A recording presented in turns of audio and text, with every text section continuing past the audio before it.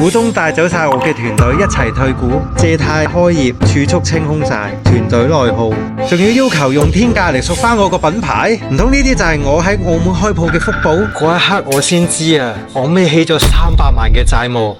我係施老闆，87年喺台北出世，93年扎根香港，讀書就成績普普通通，但係好彩喺17歲嘅時候，我嘅恩師張校長睇中我對煮嘢食嘅熱誠，寫咗封推薦信送我入去當年係好難入嘅香港中華廚藝學院。就係咁樣，06年畢業就由中華廚藝學院轉介到我去呢一份嘅第一人餐飲工作。喺香港第一次接觸台式鐵板燒，短短幾年就俾我學到唔同嘅技能同埋經驗，都係靠努力同上司嘅賞識，幾年就連跳幾級做到部門經理。喺2016年，我開始有自己創業嘅念頭。由於計過數，評估過各種壓力同市場嘅差異化，所以決定揀咗嚟澳門創業。喺2017年正式喺澳門開鋪，啱啱開始嘅時候好多挫折，因為同前股東對澳門市場嘅想像有啲唔一樣，對澳門嘅廣告市場亦都唔係好了解，仲亂咁投放好多巴士廣告、報紙雜誌洗腦，搞到團隊對外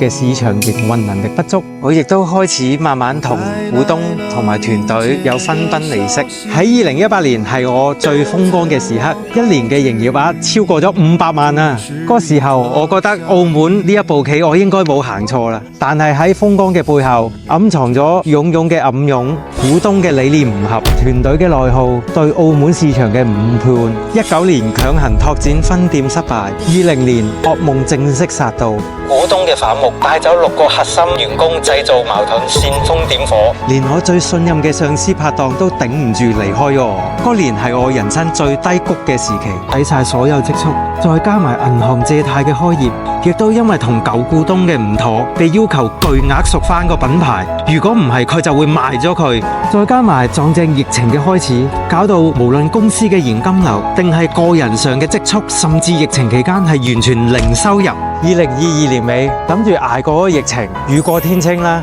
諗住東山再起，賺翻蝕咗嘅錢啦。所以揾咗個朋友，再加埋自己去銀行借咗啲錢去合作，喺氹仔度開咗間分店。啱啱租咗間鋪，裝修完之後又聽到一件好無奈嘅事情，就係有新嘅平台加入，搶佔市場，修改唔同嘅規矩規則，將所有嘅成本加喺商家身上，個抽成由20% 增加到35%，甚至乎去到40%至到50%，簡直就係每日辛辛苦苦同平台打工。好彩嘅係舊嘅員工離開，請咗新嘅一批員工翻到嚟，佢哋對我嘅不離不棄，一齊並肩作戰，捱過咗疫情，渡過咗每一個嘅難關。我過去一直堅持一個信念，就係用愛同埋用心去對待每一位員工。希望每一位員工除咗喺我嘅品牌上得到相應嘅薪金之外，亦都可以得到更多金錢以外嘅收穫，譬如為人處事、工作態度、心態能力、人品格局等等。喺2023年，我加入咗澳門餐飲行業協會，